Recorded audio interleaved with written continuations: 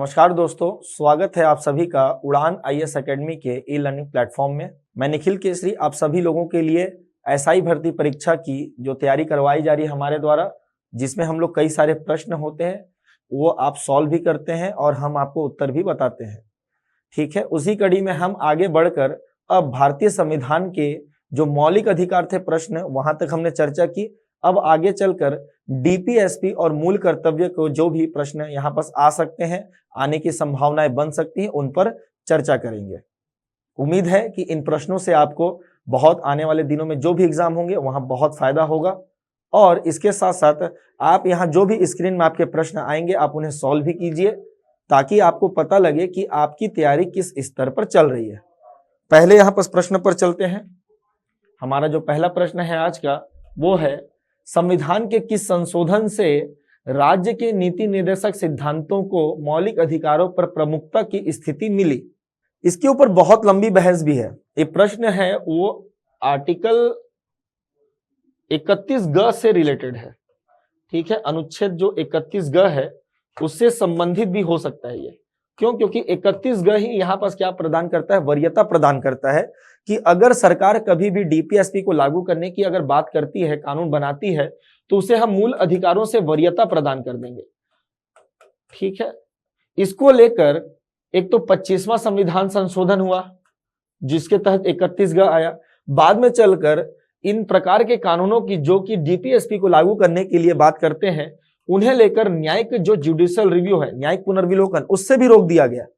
यहां पर न्यायपालिका ने यह कहा कि आपने जो संशोधन किया है संसद ने, है ना, हम उसे पूरी तरीके से तो मान्य नहीं करेंगे।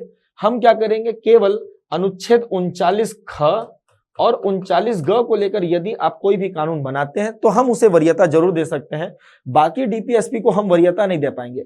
ठीक है, ऑप्शन के हिसाब से यहां पास सी ऑप्शन आपका क्या होगा, सही होगा, 42वां संविधान संशोधन।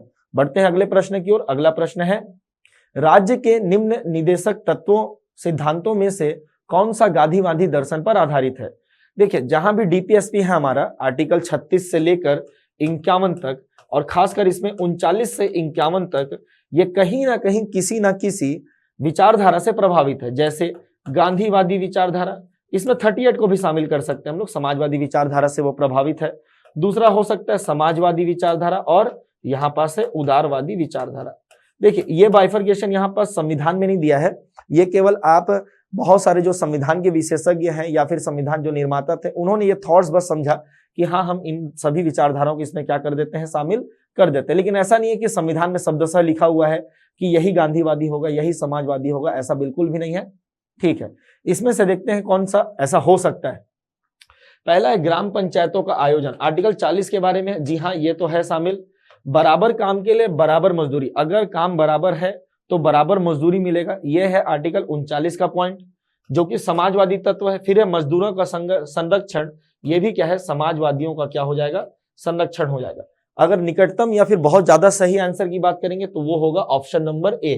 लेकिन इस प्रश्न को अगर आप देख पा रहे हैं तो ऐसा नहीं कि गांधी जी कभी नहीं बोले होंगे कि बराबर काम करता है तो बराबर वेतन दो, ऐसा बिल्कुल भी नहीं। और यहाँ पर मजदूरों के संरक्षण के बारे में भी वो कहते हैं। ठीक है, तो उपरोक्त डी भी यहाँ पर उत्तर लिया जा सकता है, ये डिपेंड करता है कि आंसर क्या लिया जाएगा। ठीक है, लेकिन एकदम ही सही अगर बात करेंगे तो ऑप्शन नंबर ए क्या होगा, शब्दशः अगर कहेंगे तो वो ग्राम पंचायतों के आयोजन की बात करते थे, कौन, गांधी जी। तो मेरे हिसाब से आप ऑप्शन नंबर ए लीजिए, ज्यादा सही होगा। फिर आगे चलते हैं, भारत के संविधान का कौन सा अनुच्छेद भारत को कल्याणकारी राज्य घोषित करने से संबंधित है? ये आर्टिकल 39 होगा, क्योंकि ये तो सभी आगे पीछे एकदम, ये जैसे शपथ के बारे में बात करता है, ये राष्ट्रपति के शर्तों के बारे में, ये उपराष्ट्रपति के शर्तों के बारे में। आर्टिकल 39 ही डीपीएसपी से रिलेटेड है, आंसर तो वही होने वाला है हमारा। लेकिन 38 भी यहाँ पर लोक कल्याणकारी के लिए कदम उठाने की बात करता है कि जो राज्य है वो लोक कल्याण कार्य करेगा। ठीक, अगला प्रश्न होगा हमारा, संविधान का निम्नलिखित में से कौन सा अनुच्छेद मौलिक कर्तव्यों से संबंधित है? ठीक है, मूल कर्तव्य जो कि भाग 4 क में है, जो कि 42वां संविधान संशोधन से शामिल किया गया, उसके लिए कौन सा अनुच्छेद है? तो 51 क है। ठीक है, 51 क्या हो जाएगा, क, इसका उत्तर हो जाएगा ऑप्शन नंबर बी। अगला प्रश्न होगा हम लोग का, भारतीय संविधान के अंतर्गत निम्नलिखित में से कौन सा मूल कर्तव्य नहीं है? ठीक है, टोटल 11 कर्तव्य हमारे पास उन 11 कर्तव्यों में 3 तो है लेकिन एक नहीं है। कौन सा नहीं है देख लेते हैं। लोक चुनाव में मतदान करना, यही तो नहीं है बस, मतलब यही नहीं है तो उत्तर यही होगा। बाकी 3 ऑप्शन होने वाले हैं, जैसे वैज्ञानिक प्रवृत्ति का विकास करना, सार्वजनिक संपत्ति की सुरक्षा रखना, संविधान के प्रति निष्ठावान रहना और उसके आदर्शों का सम्मान करना। अगला प्रश्न होगा हम लोग का, भारत के संविधान के अनुसार निम्नलिखित में से कौन सा देश के शासन के लिए आधारभूत है, मूलभूत है। तो ये आर्टिकल 38 में शब्दशः मेंशन है कि देश के शासन के मूलभूत हैं डीपीएसपी। ठीक है, तो उत्तर भी वही लेना है हम लोग को, कौन सा, डीपीएसपी अर्थात राज्य के नीति निदेशक तत्वों को। आर्टिकल 38 में शब्दशः मेंशन है, बाकी ऐसा कोई मेंशन नहीं कि मूल जो अधिकार है वो भी बहुत ज्यादा क्या है हमारे आधारभूत है, ऐसा कोई मेंशन नहीं है भारतीय संविधान के अनुसार। अगले प्रश्न की ओर बढ़ते हैं। अगला प्रश्न होगा, भारत के संविधान में अंतर्राष्ट्रीय शांति और सुरक्षा की अभिवृद्धि का कहां उल्लेख है।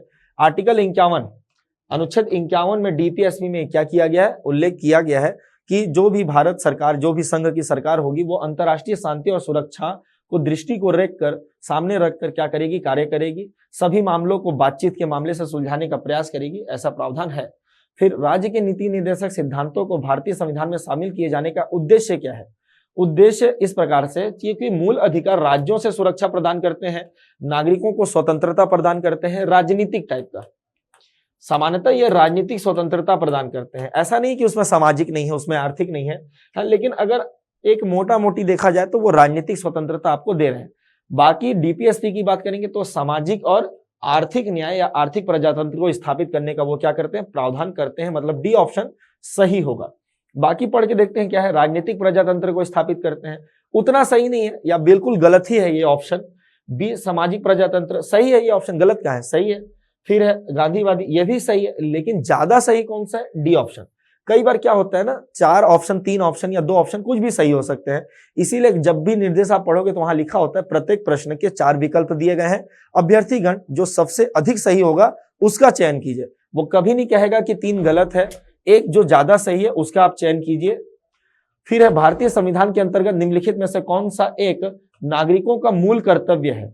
ठीक है, नागरिकों का मूल कर्तव्य, पड़ोसी देश के लोगों को मैत्रीपूर्ण सहयोग प्रदान करना, नहीं ऐसा कोई कर्तव्य तो नहीं है। राष्ट्रीय महत्व के स्मारकों का संरक्षण, ये भी कोई कर्तव्य नहीं, ये तो राज्य का कर्तव्य है डीपीएसपी को लेकर। ठीक, राष्ट्र की रक्षा करना, राष्ट्र की सेवा प्रदान करना, जब ऐसा करने के लिए आह्वान किया जाए, हाँ ये जरूर है। ठीक है, जब राष्ट्र की सुरक्षा या फिर रक्षा की बात आती है और जब आह्वान किया जाएगा कि आप आइए और देश की सुरक्षा कीजिए तो ये जरूर होगा। ठीक, भारत के इतिहास के विषय में अधिकाधिक जानकारी, नहीं अधिकाधिक तो नहीं, जो भी हमारे फ्रीडम फाइटर थे, जो स्वतंत्रता के हमने बलिदान दिया है, उनको जरूर हमको हृदय में संजोए रखना है, इसके बारे में जरूर चर्चा की गई है। फिर अगला प्रश्न है, राज्य के नीति निदेशक तत्व भारत के सामाजिक आर्थिक लोकतंत्र को बढ़ावा देने के लिए है। बिल्कुल सही है, सामाजिक और आर्थिक लोकतंत्र को बढ़ावा देते हैं। फिर भारत के संविधान के भाग 3 में प्रतिष्ठापित मूल अधिकार आमतौर पर यथोचित निर्बंध के अधीन है। बिल्कुल सही है, जहां मूल अधिकार दिए गए हैं वहां पर निर्बंध भी लगाए गए हैं। कई सारे आर्टिकल मिलेंगे आपको, जैसे 19 मिलेगा, 25 मिलेगा, 26 मिलेगा, तो इनमें निर्बंधन अवश्य लगाए गए हैं। बिल्कुल सही है ये। धर्मनिरपेक्षता किसी भी देश के संविधान की मूल विशेषताओं में से एक है, नहीं ऐसा बिल्कुल नहीं है। भारत में भले ही धर्मनिरपेक्षता है जो कि भारत की सरकार में निवास करती है, भारतीयों में निवास करती है, लेकिन विश्व के बहुत सारे ऐसे संविधान मिलेंगे, देश मिलेंगे जहां धर्मनिरपेक्षता बिल्कुल भी नहीं है। अन्य धर्मों को सेकेंडरी माना जाता है, पर्टिकुलर वो किसी धर्म को अपना लेते हैं, चाहे वो कोई भी धर्म को मानते हो। मतलब सी ऑप्शन उतना सही नहीं है जितना होना चाहिए। सी ऑप्शन को या तीसरे कूट को हम लोग हटा देंगे यहाँ पर, मतलब पहला और दूसरा क्या हो जाएगा, सही हो जाएगा। सी ऑप्शन हमारा सही होगा। तीसरा कूट था ना, ये पहला कूट सही है, दूसरा कूट सही है, तीसरा कूट गलत है, सी ऑप्शन सही हो जाएगा। बढ़ते हैं अगले प्रश्न की ओर। अगला प्रश्न है, निम्नलिखित में से कौन सा एक भारत के संविधान में यथा प्रतिष्ठापित राज्य के नीति निर्देशक तत्व का भाग नहीं था। मतलब पहले से नहीं था, बाद में भले शामिल हुआ, पहले नहीं था। जैसे पर्सनल लॉ का संरक्षण, न्यायपालिका को कार्यपालिका से अलग रखना, ये तो शामिल था। समान न्याय और निःशुल्क तत्व का भाग नहीं था, ये नहीं था, ये बाद में शामिल किया गया। अगर आर्टिकल 39(9) देखेंगे, है ना, 39 क देखेंगे तो वहां पर ये जरूर हमें मिलेगा, समान न्याय और निःशुल्क विधिक सहायता। ये भाग पहले से शामिल नहीं था, अभी शामिल किया गया है कब, 42वां संविधान संशोधन से।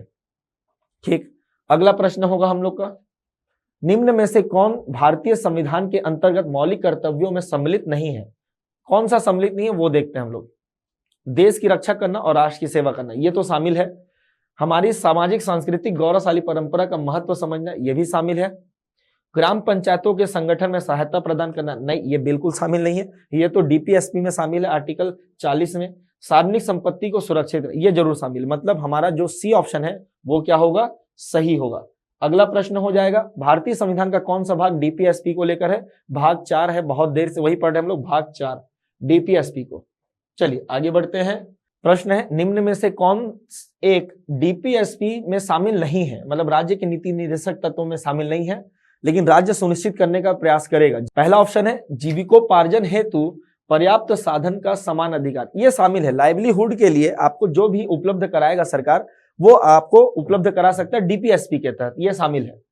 ठीक, फिर जैसे आर्टिकल 39 में ही है ये, पुरुष और महिलाओं को समान कार्य हेतु समान वेतन, ये भी डीपीएसपी में आपको शामिल मिलेगा, आर्टिकल 39 में ही। काम हेतु न्याय संगत और मानवोचित दशाएं होनी चाहिए, हाँ ये भी शामिल है, 42 के आसपास मिलेगा ये।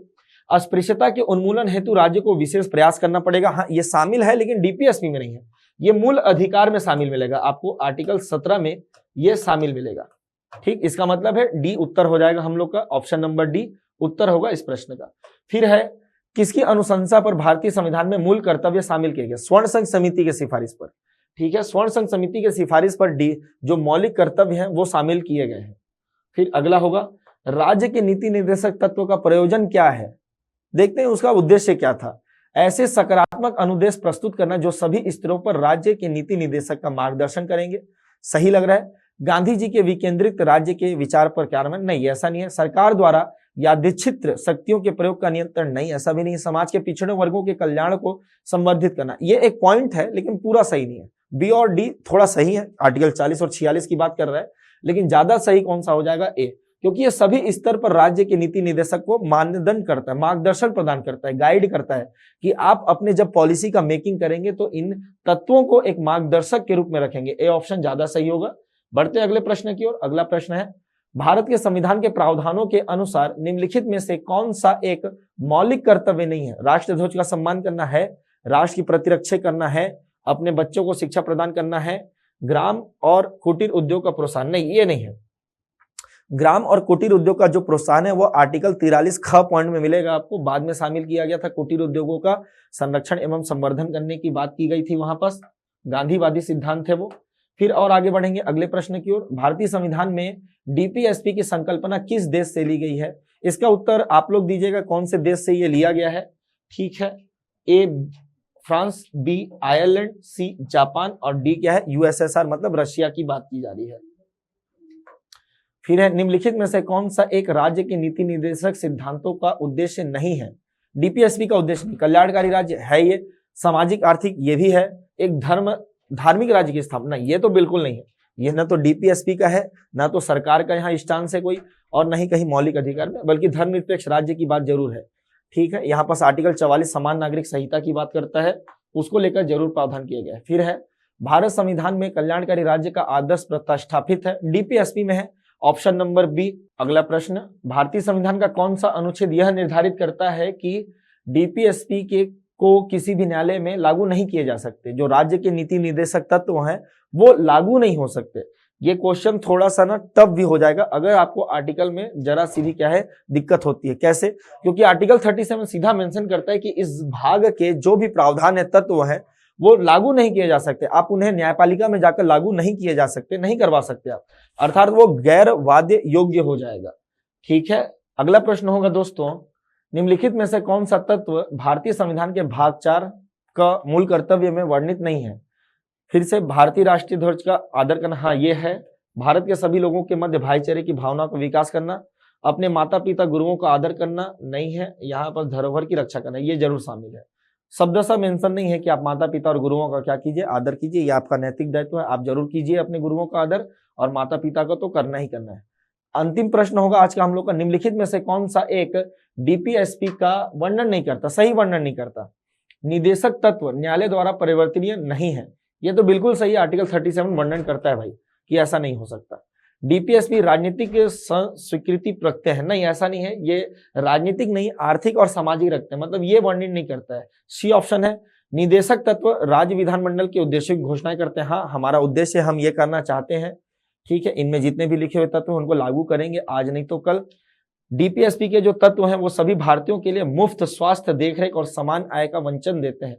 ठीक कह रहा है ये, कहीं ना कहीं तो इसकी बात जरूर की है कि समान सबको होना चाहिए, क्या है यहाँ पर वेतन होना चाहिए और जो जो स्वास्थ्य सुविधाएं हैं सबको उपलब्ध होनी चाहिए। इसमें जो बी ऑप्शन है वो यहाँ पर क्या नहीं करता, वर्णन नहीं करता है डीपीएसपी को लेकर। ऑप्शन नंबर बी क्या हो जाएगा, हमारा उत्तर हो जाएगा। ठीक है दोस्तों, आशा करता हूं कि आप सभी को ये वाली कड़ी बहुत पसंद आई होगी और आपने साथ साथ बहुत सारे क्वेश्चन सॉल्व भी किए होंगे, कुछ डाउट होंगे वो भी सॉल्व हुए होंगे। तो मैं मिलूंगा आपसे अगली कड़ी में जिसमें हम भारतीय संविधान में राष्ट्रपति के संबंध में जो भी प्रश्न पूछे जा सकते हैं उस पर हम चर्चा जरूर कर लेंगे। बहुत सारे प्रश्न होंगे, ठीक है, आप सॉल्व भी कीजिएगा उसे। इसी आशा के साथ मैं आपसे विदा लेता हूं, तब तक आप पढ़ते रहिए, खुश रहिए, धन्यवाद।